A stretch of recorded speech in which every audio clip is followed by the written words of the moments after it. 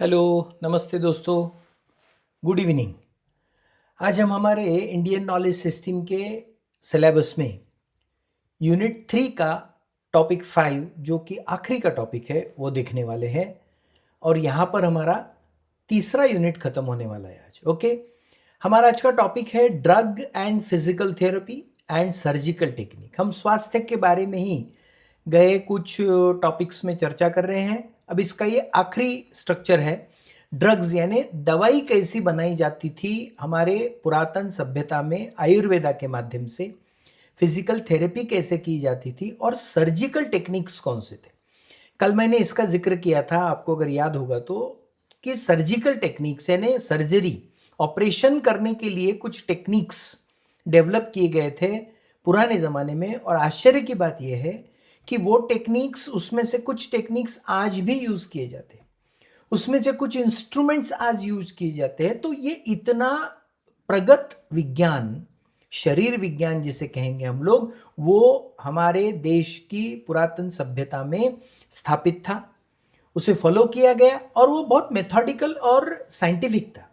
यानी ये जो एक भावना निर्माण की गई ना, अंग्रेज जब हमारे यहाँ रूल कर रहे थे तो एक भावना निर्माण की गई थी कि यहाँ का जो ज्ञान है वो बहुत पुरातन है, उसमें कुछ साइंटिफिक अप्रोच नहीं है और वो काम का नहीं है। ऐसी एक धारणा जानबूझकर तैयार की गई थी ताकि हमारे अंदर जो नेशनैलिटी है ना, हमारे अंदर जो हमारे देश के प्रति स्वाभिमान रहना चाहिए, वो कुचलना, उसको ख़त्म करना, ये बेसिकली उनका प्लान था, उनकी स्ट्रेटजी थी।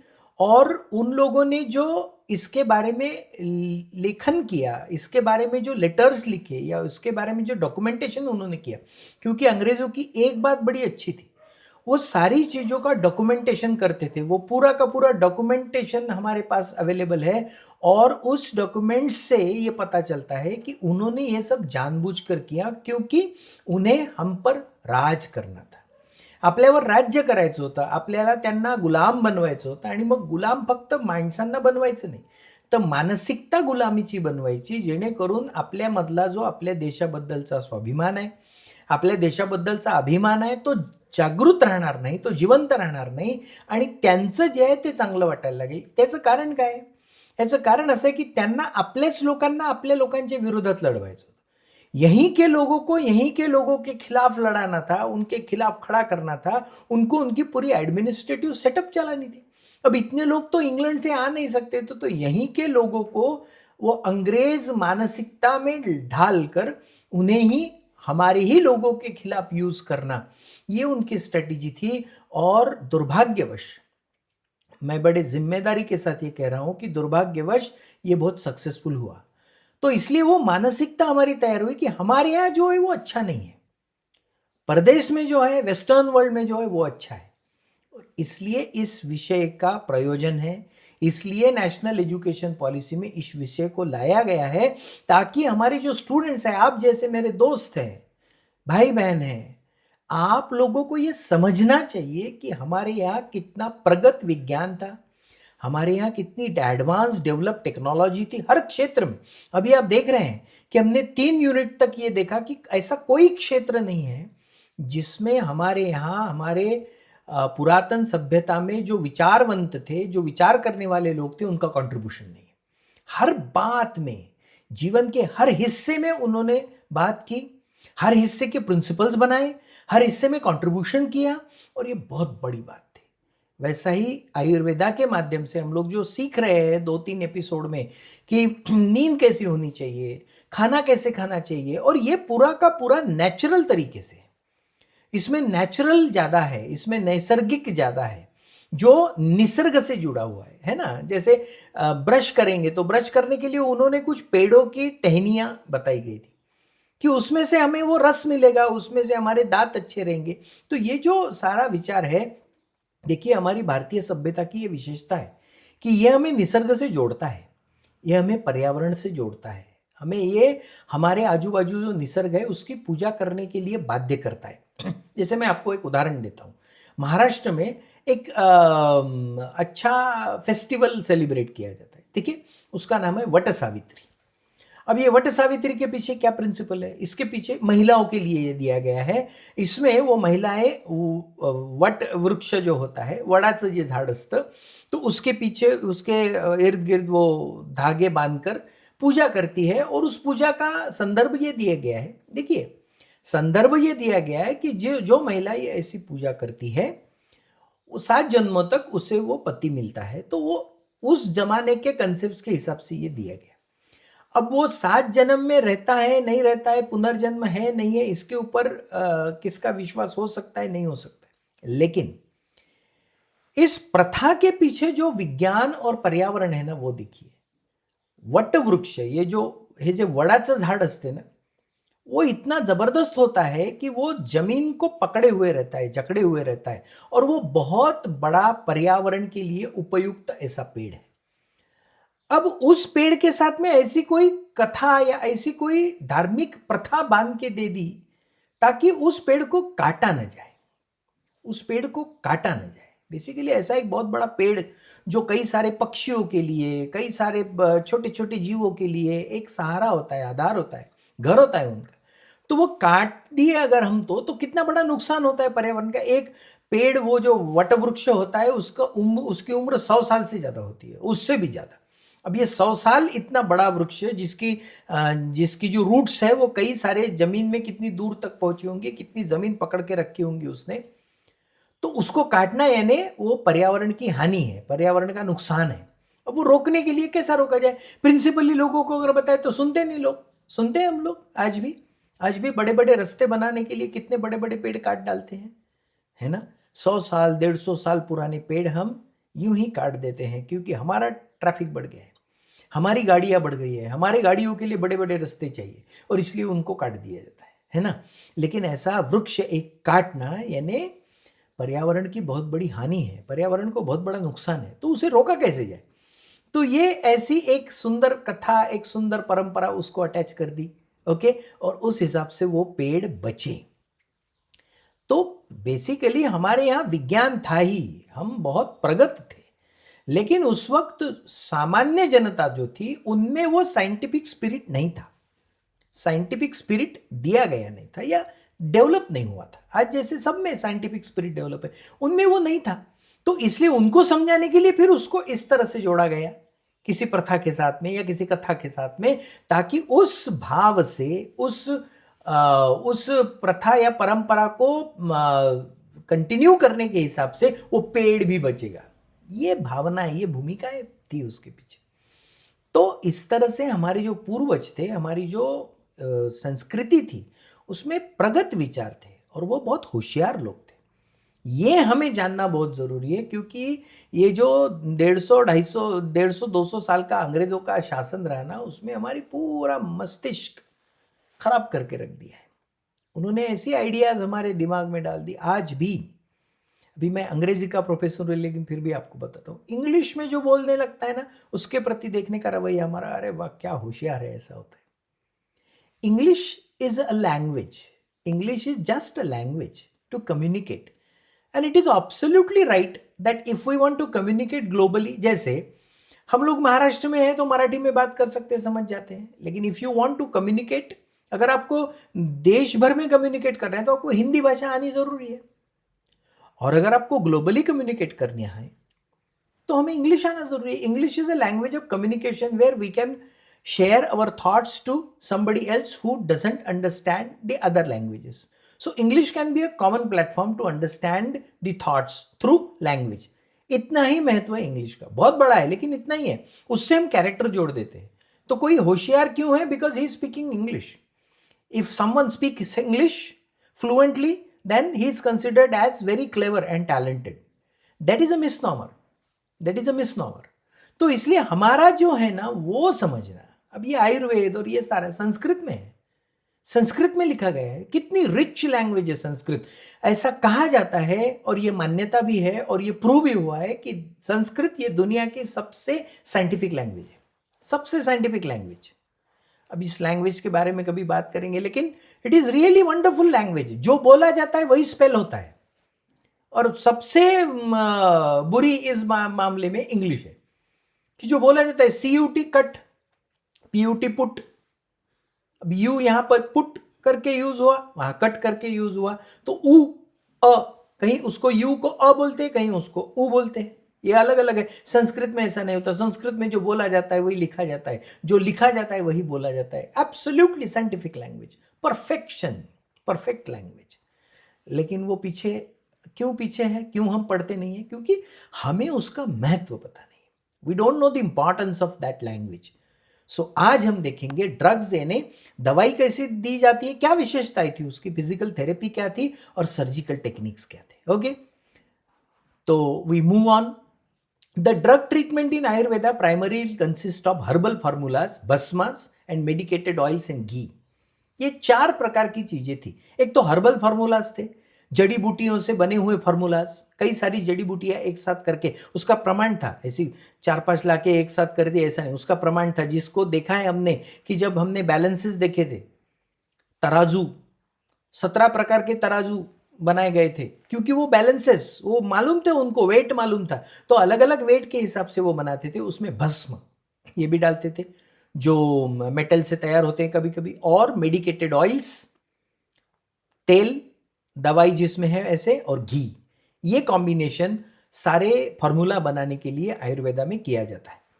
A formula made up of several herbs is use rather than a single herb. एक जड़ी बूटी, कोई एक झाड़ की पत्ती, ये यूज करने के बजाय वो कॉम्बिनेशन यूज करते हैं कई सारे चीजों का। जैसे उस दिन मैंने बताया था कि खांसी अगर आती है तो तुलसी के पत्ते, मीरे या लौंग, उसको एक साथ मिलाते हैं। Okay, so they do it in that way. These drugs are always given with other food and herbal items such as honey, ghee, ginger.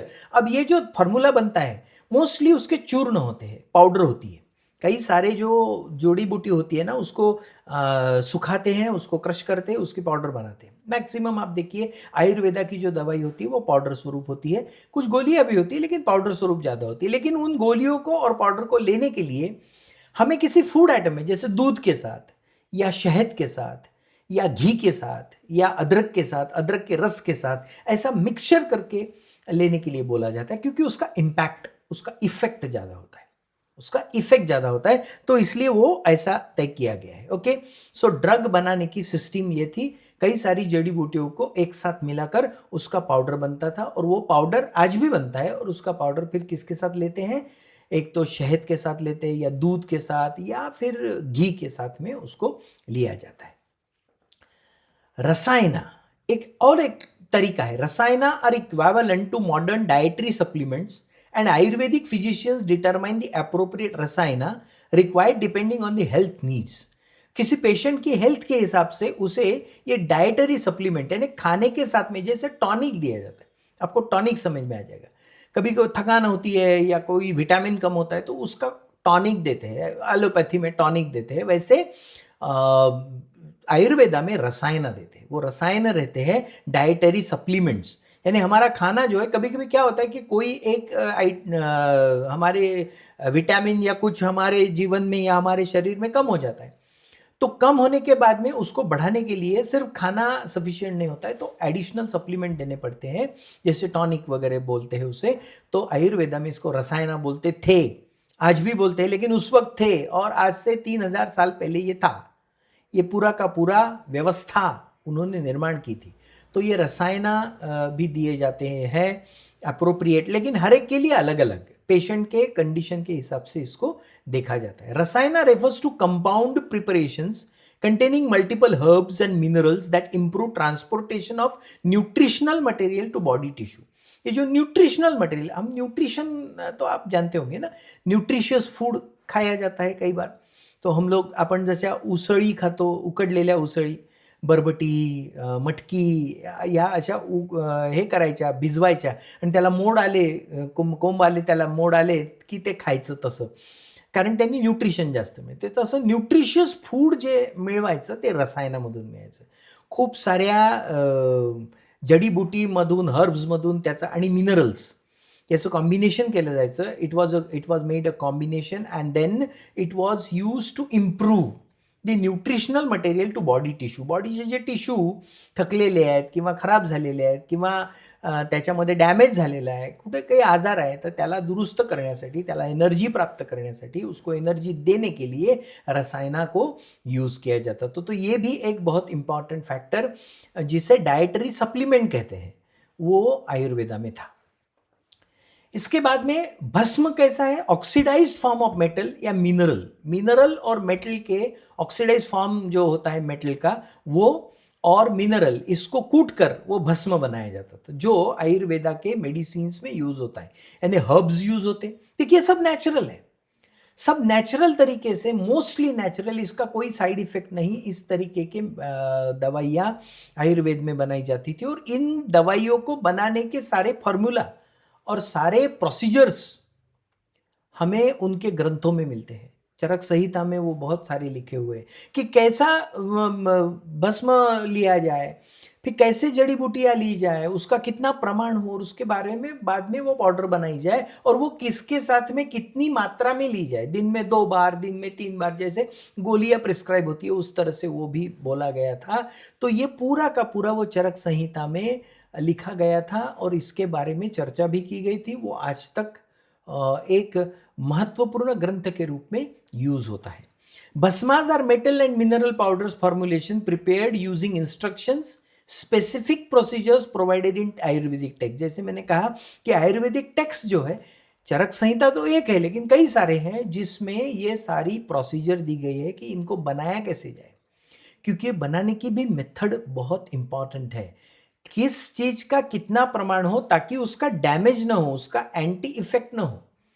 Effect होना चाहिए, हमें क्या चाहिए? इफेक्ट होने वाला। तो इफेक्ट किन चीजों का हो, इसके बारे में चर्चा हमारे आयुर्वेद टेक्स्ट में की गई है, जो आज से हजारों साल पहले लिखी गई थी, और वो आयुर्वेद का मूलाधार है, जो हमारे प्राचीन सभ्यता की एक बहुत बड़ी पहचान है। Okay, The management of illness often starts with cleansing and includes 5 procedures called panchakarma. एक और सिस्टम, और मैंने जैसा पहले कुछ वीडियो में बताया था कि केरला में ये वेलनेस सेंटर से, जहां पर आयुर्वेदा ट्रीटमेंट दी जाती है, और आजकल प्रदेश से भी बहुत सारे ट्रॅव्हलर्स और टुरिस्ट सिर्फ उस चीज के लिए आते हैं, ज्याच्यामध्ये मसाज केला जातो, ज्याच्यामध्ये आपल्या शरीरावर वेगवेगळ्या ट्रीटमेंट केल्या जातात, मड ट्रीटमेंट केली जाते, सॉना ज्याला म्हणतात, स्टीम ट्रीटमेंट केली जाते, तसं पंचकर्म केलं जातं। आणि विशेषतः केरळमध्ये, अन्य राज्यामध्ये पण केरळमध्ये याचे आयुर्वेदा सेंटर्स खूप जास्त आहे। म्हणजे सध्या केरळमध्ये बाकी टुरिझम तर आहेच, पण आयुर्वेदा टुरिझम हा एक नवीन कन्सेप्ट सुरू झाला, की मोठमोठे क्लिनिक्स आहेत त्या ठिकाणी आयुर्वेदाचे, आणि त्या ठिकाणी आयुर्वेदाची ट्रीटमेंट केली जाते, आणि त्या ट्रीटमेंटसाठी परदेशातून लोक येतात। So it is becoming a kind of global concept. याद कीजिए पहला एपिसोड, जिसमें यह कहा गया था कि इंडियन नॉलेज सिस्टम की इकोनॉमिक वैल्यू है, बहुत ज़्यादा है, बहुत ज़्यादा। क्योंकि दुनिया में लोगों को अब यह समझ में आ रहा है कि नेचर से रिलेटेड और नेचर से बनी हुई ट्रीटमेंट, ये हमारे शरीर के लिए सबसे महत्वपूर्ण होती है, क्योंकि ये नैसर्गिक है, जो हमारे शरीर को डैमेज नहीं करती। और इसलिए लोग इतना ज़्यादा हमारे यहाँ आ रहे हैं, जैसे कई खाने में, कई हम खाते रहते हैं, खाना खाने में टॉक्सिक तैयार होते, विषारी, विष, अब एकदम उसको विष नहीं बोलेंगे, जैसा जहर होता है, लेकिन उस तरीके के टॉक्सिक एलिमेंट, एक मेन एलिमेंट से एनर्जी निकल जाने के बाद में जो रहता है वो टॉक्सिक एलिमेंट होता है। वो टॉक्सिक एलिमेंट हमारे शरीर में जमा होते रहता है, उसको दूर करने के लिए पंचकर्म नाम की प्रोसीजर की जाती है। इसमें क्या है? It is designed to cure major elements of body as a toxic product. Toxic product से हमारे बॉडी में कई मेजर एलिमेंट्स होते हैं, इलनेस तैयार होती है, तो उसको मेटाबॉलिज्म है, माइक्रो ऑर्गेनिज्म है और अदर केमिकल से ये हमारे बॉडी में टॉक्सिक एलिमेंट्स तैयार होते हैं। उन टॉक्सिक एलिमेंट को क्लीन करना, आसान भाषा में ऐसा समझेंगे, उसको क्लीन करना, बॉडी को क्लीन करना, क्योंकि बॉडी में जैसे आपको पता है कि बर्तन जब गरम करते हैं हम लोग कुछ गैस के ऊपर, तो उसको वो कालापन आ जाता है उसके ऊपर, है ना, पूरा अगर जल गया, समझो कोई पदार्थ हम बना रहे हैं और वो जल गया, तो वो पूरा काला काला हो जाता है, उसको घिसना पड़ता है ना। वो स्टेनलेस स्टील की या इसकी वो जाली आती है, तो उससे घिसते हैं, तो वो निकल जाती है, तार की जली रहती है तो उसको घिसता है तो निकल जाता है। वैसे हमारे बॉडी में ये टॉक्सिक एलिमेंट जमा होते रहते हैं, तो उनको क्लीन करना, ये भी एक सिस्टम पंचकर्म नाम से हमारे आयुर्वेदा में दी गई है और इसका उपयोग बहुत ज़्यादा होता है। Elimination of toxic product can contribute the overall management of an element and it's cure. जड़ से, मैंने बोला ना, जड़ से अगर कोई बीमारी दूर करनी है तो हमारे शरीर में जो टॉक्सिक एलिमेंट तैयार होते हैं उनको बाहर निकालना पंचकर्मा के माध्यम से, ये बहुत बड़ी सिस्टम है और इसको बहुत मान्यता है। जैसा मैंने कहा, आजकल दुनिया में इसकी चर्चा हो रही है और दुनिया से लोग आते हैं भारत देश में, आयुर्वेदिक सेंटर्स में जाते हैं और वहाँ पर पंचकर्म करवा लेते हैं ताकि पूरी बॉडी को क्लीन करते हैं। उसकी कई सारी प्रोसीजर्स हैं तो उसमें ये किया जाता है। Okay, so that also is an important thing. Question अगर यहाँ पूछा गया तो फिर से मुझे किसी मेरे दोस्त ने ये पूछा था कि नोट्स कैसे निकाले जाए, फिर से मैं बता रहा हूँ। ओके, मराठीमध्ये जर काढायचे असतील तर पंचकर्म याच्याबद्दल माहिती द्या। तर आपल्या शरीरातले आजार दूर करण्यासाठी आणि आपल्या शरीरातलं टॉक्सिक एलिमेंट काढण्यासाठी, विषारी जे तयार होतं ते काढण्यासाठी, म्हणून ते क्लीन करण्यासाठी, स्वच्छ करण्यासाठी पंचकर्म नावाची प्रोसिजर केली जाते, पद्धती वापरली जाते। पंचकर्म नावाची 5 पद्धती त्याच्यामध्ये आहेत। हे याच्यासाठी केलेलं आहे की आपल्या शरीरामध्ये आपल्या शरीराची शरीर रचना, आपल्या शरीराचे मायक्रो ऑर्गॅनिझम्स आणि बाकी सारे रसायने जे आहेत त्याच्यामुळे आपल्या बॉडीमध्ये जे ते विषारी द्रव जमा होत राहतं, साचत राहतं, त्या द्रवाला बाहेर काढण्यासाठी म्हणून पंचकर्म केलं जातं आणि कुठल्याही आजाराला मुळापासून दूर करण्यासाठी म्हणून पंचकर्माचा वापर केला जातो। अशा पद्धतीचं उत्तर आपल्याला लिहिता येते। 3 पॉईंट दिलेले आहेत, ते 3 पॉईंटवर तुमचं उत्तर तयार होते। इतकं सोपं हे आहे।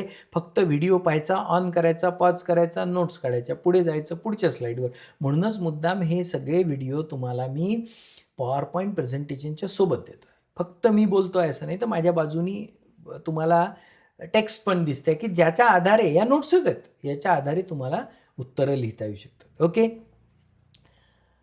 अतः सर्जिकल टेक्निक के बारे में मैंने आपको बताया कि ऐसे ऐसे सर्जिकल टेक्निक्स उस जमाने में तैयार किए गए थे। आपको आश्चर्य होगा मैं जो बता रहा हूं। सर्जिकल मेथड्स नोन एज शल्य तंत्र, इसे शल्य तंत्र कहते थे, in an ancient technique known to Indians right from pre Christian era, BCs में, यानी क्रिश्चियन इरा जब शुरू हुआ, क्रिश्चियन इरा शुरू हुआ जीसस क्राइस्ट के जन्म के साथ में 1 AD, आज 2024 है, 1 AD के साथ में शुरू हुआ। उसके भी पहले ये शल्य तंत्र हमारे देश में तैयार हुआ और हमारे देश में इसको यूज किया गया। इसमें बहुत बड़ा रोल कई सारे वैज्ञानिक जो थे उनका था। द मेजर फॉरेन ऑब्जेक्ट, अब कैसे तो हुआ, उस वक्त सबसे बड़ा फॉरेन ऑब्जेक्ट बॉडी में जाने वाला था तीर, बाण ज्याला म्हणतात, धनुष्य बाणाचे लढाया होत होत्या।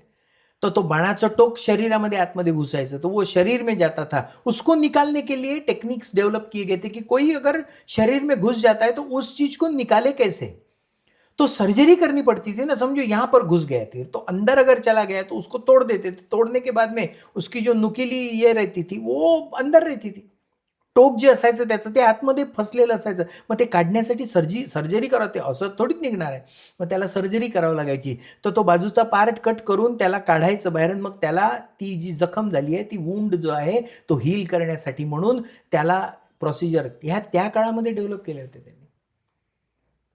त्या काळामध्ये त्यांनी ते डेव्हलप केलं होतं की ते काढायचं फॉरेन बॉडी, आणि मोस्टली तीर असायचे तर ते बाहेर काढण्याचं टेक्निक त्यांनी डेव्हलप केलं होतं। ती सर्जरीच होती एक प्रकारची। आजही आपल्या पायामध्ये कुठं काही घुसलं तर आपण सर्जरी करून ते काढतो, सर्जरी करून ते केलं जातं। तसे सर्जरी त्या काळामध्ये ते करायचे, म्हणजे जखम कशी भरली जाईल, ते सर्जरी करताना ॲनेस्थेशिया कसा द्यायचा, ह्या सगळ्या टेक्निक त्यांच्याकडे डेव्हलप्ड होत्या। The knowledge of vital points of body known as marma was known to ancient Indian. Vital parts जे आपल्या बॉडीचे आहेत हे त्यांना माहिती होते, मर्म त्याला म्हणायचं, मर्म बोलते थे उसे। जो वाइटल पार्ट्स है, जैसे हार्ट है, वाइटल पार्ट है हमारा, किडनीज है, हार्ट, पैंक्रियाज है, वाइटल पार्ट है। इन पार्ट्स को अगर डैमेज होता है तो हम जिंदा नहीं बच सकते, ऐसे पार्ट्स हैं।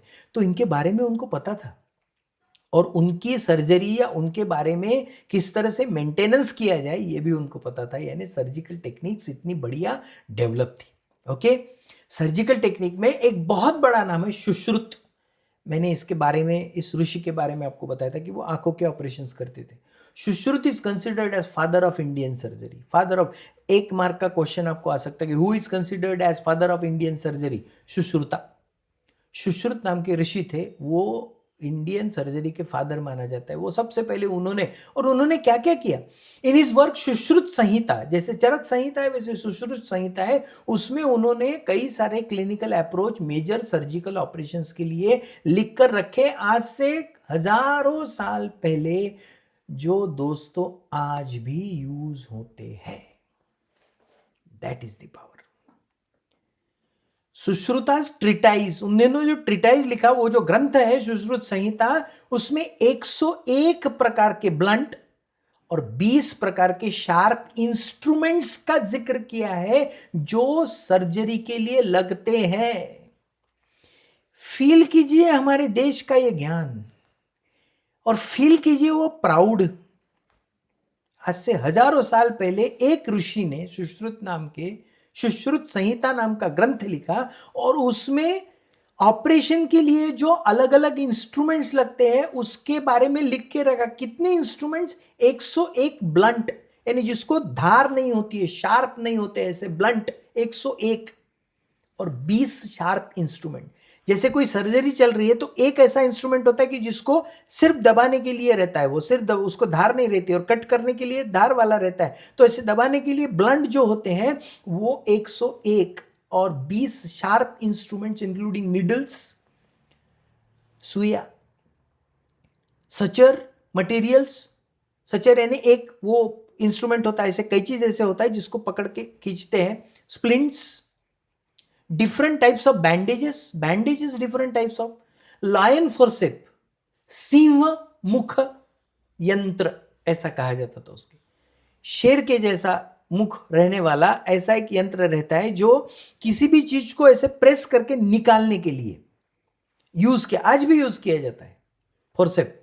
तो वो लायन शेप फोर्सेप, और फिंगर नाइफ यानी हमारे उंगलियों में फंसाकर काटने के लिए रहने वाला नाइफ।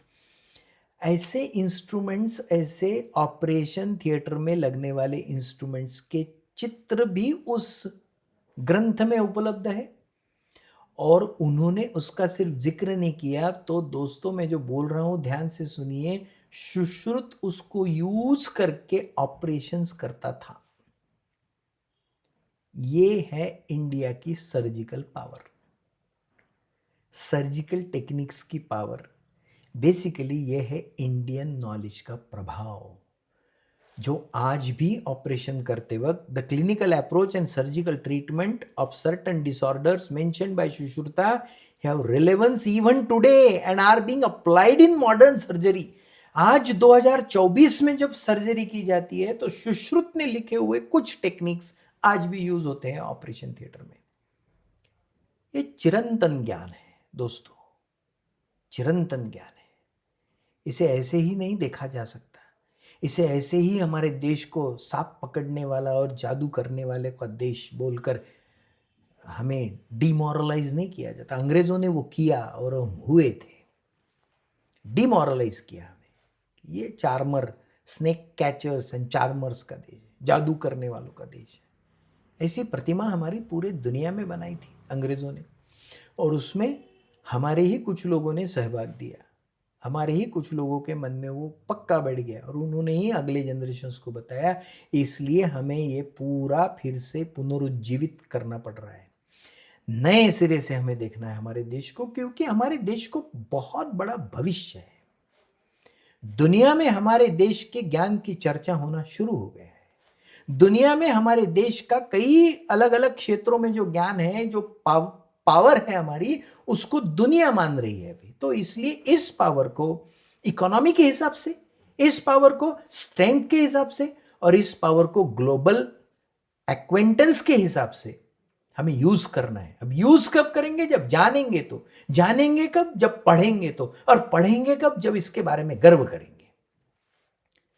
जब हमें गर्व लगेगा, गर्व महसूस होगा कि ये मेरे देश का है और ये आज भी काम में आने वाली बात है। कितनी सारी चीजें हम देख रहे हैं ना, है ना। तो इस माध्यम से आज हमने ये यूनिट 5 खत्म किया। यहाँ सॉरी टॉपिक 5 खत्म किया, एंड ऑफ यूनिट 3 हमारा तीसरा यूनिट यहाँ खत्म हो गया। इसके बाद में हम चौथे यूनिट के लिए बढ़ने वाले हैं। हमारा चौथा यूनिट जो कॉमर्स एंड मैनेजमेंट इस फैकल्टी के विचारों के ऊपर आधारित है। पहला टॉपिक रहेगा गवर्नेंस एंड पब्लिक एडमिनिस्ट्रेशन। ये टॉपिक साइंस के भी सिलेबस में है। जैसा मैंने कहा ना, कुछ सिलेबस सेम है तो साइंस के लिए भी वो यूजफुल होगा। तो बीएससी के जो स्टूडेंट्स हैं वो भी इसको पढ़ेंगे। अगले हफ्ते में, अब रविवार को छुट्टी रहेगी, अगले हफ्ते में हम लोग इसे पढ़ेंगे और अगले हफ्ते में हमारा इंटरडिसिप्लिनरी, कॉमर्स एंड मैनेजमेंट और ह्यूमैनिटीज तीनों फैकल्टी का पूरा आईकेएस का सिलेबस कंप्लीट हो जाएगा। ओके, उसके बाद में बीएससी के जो एडिशनल टॉपिक्स है वो मैं पढ़ाने वाला हूँ। वो बाकी लोगों ने भी देखना है, बहुत काम के है, वो बहुत इंपॉर्टेंट है। और वो सब देखने के बाद में हमारा ये पूरा सिलेबस कंप्लीट हो जाएगा। बीच में हमें कुछ एग्ज़ाम भी लेनी है, आपके लिए एग्ज़ाम भी ऑर्गेनाइज हो जाएगी। और बीए के लिए कॉलेज लेवल पे एग्ज़ाम होने वाली है इस बार, तो वो भी हम करेंगे। तो ये पूरा का पूरा प्लानिंग अच्छे से हम लोग कर रहे हैं। ये पूरा का पूरा आपके लिए है दोस्तों, क्योंकि ये एक ऐसा टॉपिक है, एक ऐसा सब्जेक्ट है जो नया है। तो ये नया है, इसलिए उसके लिए ये सारा का सारा ऑनलाइन स्वरूप में आपके लिए प्राप्त हो, इसलिए ये पूरा का पूरा प्रयास किया जा रहा है। चैनल आपको पता है, सब्सक्राइब करना है, शेयर करना है, लाइक करना है और अपने दोस्तों को बताना है। सारे सोशल मीडिया प्लेटफॉर्म जैसे यूट्यूब पे तो ये हमारा चैनल ही है, इंस्टाग्राम, फेसबुक, व्हाट्सएप, टेलीग्राम, यहाँ पर भी मैं उपलब्ध हूँ, अवेलेबल हूँ। और ये जो दोस्ती हमारी अभी हो गई है, तो इस माध्यम से आईकेएस ख़त्म होने के बाद में भी नेशनल एजुकेशन पॉलिसी के स्ट्रक्चर में जो नए नए सब्जेक्ट हैं उन्हें भी इसी माध्यम से, चैनल के माध्यम से हम लोग पढ़ेंगे। ओके, तो आज का यहाँ हम टॉपिक ख़त्म करते हैं। 5वां यूनिट भी ख़त्म हो गया है। अब नेक्स्ट इसमें हम लोग यूनिट हमारा 4 शुरू करेंगे और उसका पहला टॉपिक लेंगे। ओके, अपने बाकी दोस्तों को भी बताइए कि ये कंसिस्टेंटली देखना और पढ़ाई करना बहुत ज़रूरी है। Okay, so thank you so much. अच्छे से पढ़ाई कीजिए, स्ट्रेस मत लीजिए, अच्छे से अपनी केयर कीजिए। ओके, और प्रिपेयर रहिए यूनिट 4 के लिए, जिसमें हम पहला टॉपिक देखेंगे governance and public administration. Thank you so much, bye bye.